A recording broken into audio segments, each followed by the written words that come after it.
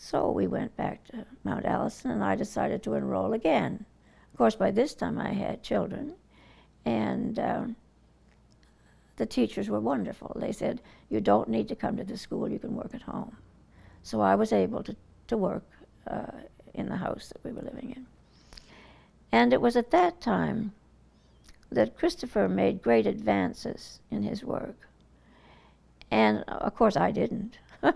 I mean, I was pretty bad at this point. I'd pretty much forgotten anything I'd learned at Mount Allison before, and I wasn't, I hadn't painted in Glasgow except to do Christopher's homework, and I'd sort of figured, well, what odds? I'll never be a painter anyway.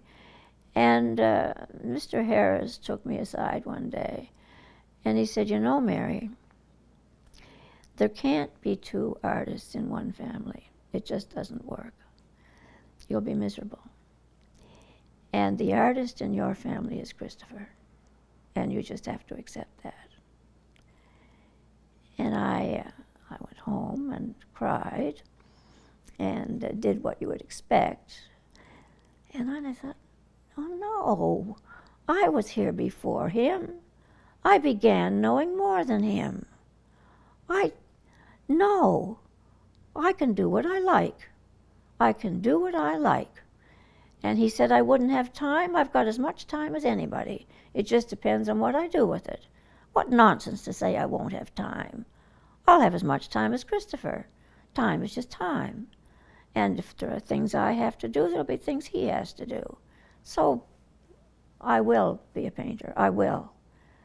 But, if he hadn't said that to me, I might never have had the opportunity to demand of myself that, and to understand that time was the same for everybody, and it just depended on what you decided to do with it.